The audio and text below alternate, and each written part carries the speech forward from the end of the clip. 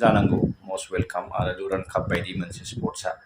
जोंनि बिटिआर हालामाव खुंजादों नाथाय बेजोंहाय कमप्लिटलि माने पिस गोजोन बा जोंनि थासारिफोरा सोलायगोन बा जोंनि जि जेंनाफोर दङ गोबां बिथिंनि जेंनाफोरा बे मोनसे स्पर्ट्सनि थाखायल' सोलायगोन बेबो नङा।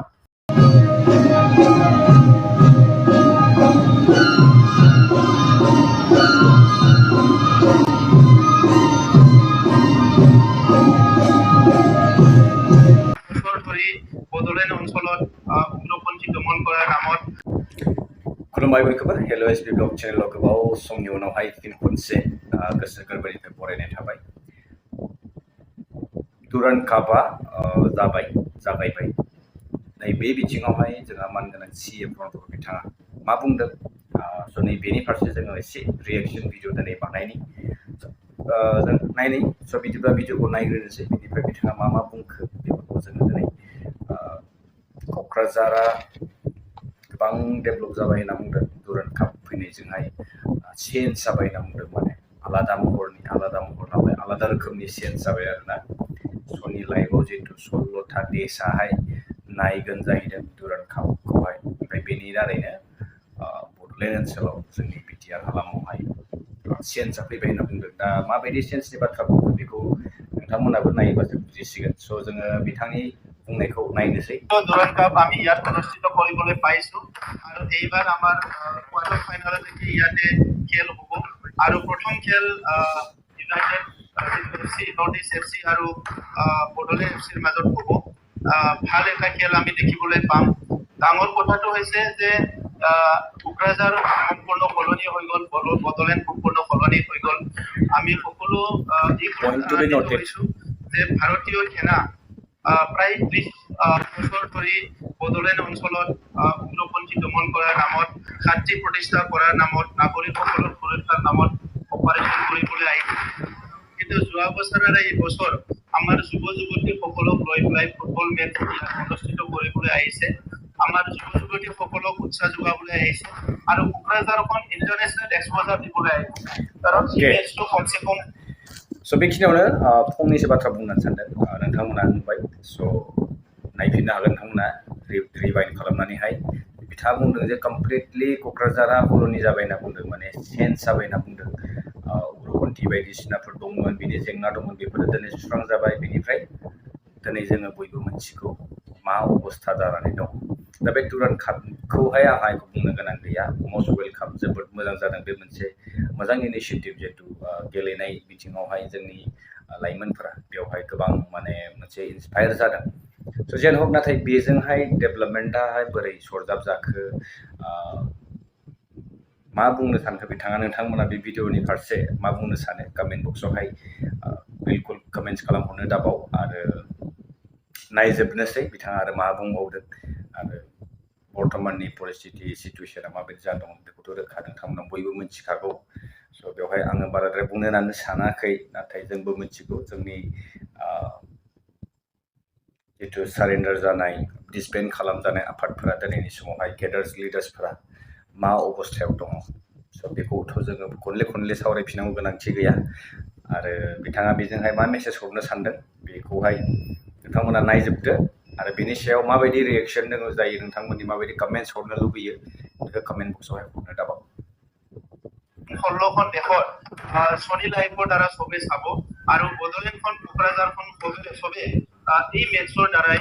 16খন দেশত সকলো দেখিবলৈ পাব যিসকলে ডুৰান্ড কাপ মেচ চাব। গতিকে আজিৰ সময়ত মই ধন্যবাদ দিব বিচাৰোঁ প্ৰধানমন্ত্ৰী ডাঙৰীয়াক। মই ধন্যবাদ দিব বিচাৰিছোঁ আমাৰ অসমৰ মুখ্যমন্ত্ৰী ডাঙৰীয়াক। মুখ্যমন্ত্ৰী ডাঙৰীয়াই যোৱা বছৰ প্ৰপ'জ কৰিছিলে যে কোকৰাঝাৰত ডুৰান্ড কাপ হ'ব লাগে। যোৱা বছৰ আমি সুন্দৰকৈ এইটো অনুষ্ঠিত কৰিছিলোঁ কিন্তু বতৰৰ কাৰণে আমাৰ লাষ্ট দুটা মেচ ইয়াত হ'ব নোৱাৰিলে। ইয়াত ফিল্ডটো বহুতখিনি পানী হৈ গৈছিলে সেইকাৰণে এই বছৰ আমি এই ফিল্ডখন ফিফা ষ্টেণ্ডাৰ্ডৰ ষ্টেডিয়াম আমি নিৰ্মাণ কৰিলোঁ যিটো চেন বেঞ্চ হয় স্প্ৰিংকল আছে আৰু ইয়াৰ পিছত ISL হওক বা কোনো ইণ্টাৰনেশ্যনেল খেলা ইয়াত অনুষ্ঠিত কৰিব পাৰিব। গতিকে বিটিআৰবাসী ৰাইজৰ যিটো আশীৰ্বাদ বিটিআৰবাসী ৰাইজৰ যিটো সকলোৰে এটা প্ৰয়াস আমি এনেকুৱা এটা ভাল কাম কৰিবলৈ সক্ষম হৈছোঁ। মই আশা ৰাখিছোঁ এই ষ্টেডিয়ামত খেলি পেলাই অনাগত দিনত আমাৰ অঞ্চলৰ পৰাও বহুতখিনি নেশ্যনেল ইণ্টাৰনেশ্যনেল প্লেয়াৰ ওলাই যাব আৰু এইটো এটা ডাঙৰ এক্সপ'জাৰ বড়োলেণ্ড গভৰ্ণমেণ্টখনে আমি স্পৰ্টছটো বহুত বেছি গুৰুত্ব দিছোঁ শিক্ষা আৰু স্পৰ্টছ এইটো আমি বহুত বেছি গুৰুত্ব দিছোঁ আৰু সেইকাৰণে আমি ফুটবল একাডেমি আমি দুখন বনাবলৈ গৈ আছোঁ আমাৰ যিটো ৰেফাৰীৰ কাৰণে কোচাৰৰ কাৰণে কিছুমানক আমি স্পন্সৰ কৰিবলৈ গৈ আছো যাতে অনাগত দিনত আৰু ভালকে আমাৰ অঞ্চলৰ পৰা খেলুৱৈসকল ওলাই যাব পাৰে আৰু অহাকালিৰ পৰা ইয়াত সকলো গেম যাতে ভালে ভালে হয় ভাল এটা ডিচিপ্লিন ভাল এটা পৰিৱেশত যাতে হয় ইয়াৰ কাৰণে মই ঈশ্বৰৰ ওচৰত প্ৰাৰ্থনা কৰিছো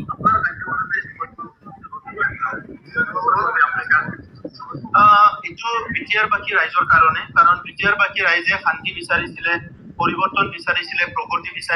বিচাৰিছিলে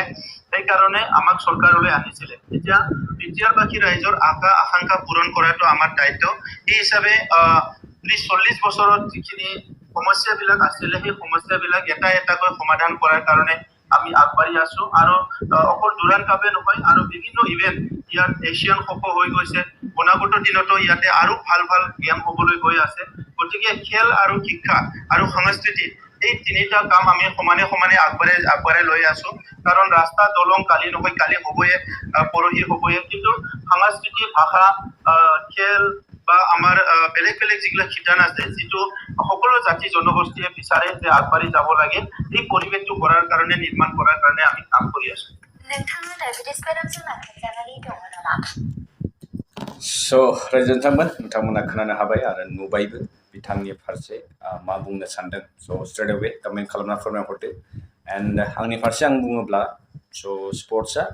जानांगौ मस्ट वेलकाम आरो डुरान्ड काप बायदि मोनसे स्पर्ट्सआ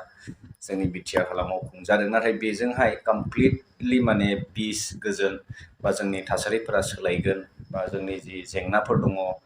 गोबां बिथिंनि जेंनाफोरा बे मोनसे स्पर्ट्सनि थाखायल' सोलायगोन बेबो नङा बेनि गेजेरजों जेरै स्पर्ट्सनि थाखाय नोंथाङा इनिशिएटिभ जे लादों बिदिनो गुबुन गुबुन बिथिङावबो जुदि एखे स्पिडआवनो गोख्रोङै जुदि बै खामानिफोरखौ थाबैनो मावोब्ला थारैनो चेन्जआ फैगोन स' आसा खालामो जों बयबो नङा होमबा जे माबा मोनसे चेन्ज जागोन जितु नोंथांखौहाय रायजो राजाफ्रा अनसायनायनि गेजेरजोंहाय बे खाबुखौ होदोंमोन CEM जानायनि खाबुखौ होदोंमोन स'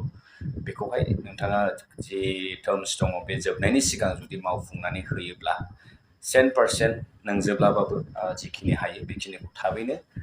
मोनसे मोगथां महर होनो नाजायोब्ला obviously जों बयबो फोथायगोन स' नैबेनि फारसे नोंथांमोना मा बुंनो सानदों प्लिज कमेन्ट खालामहरनो दाबा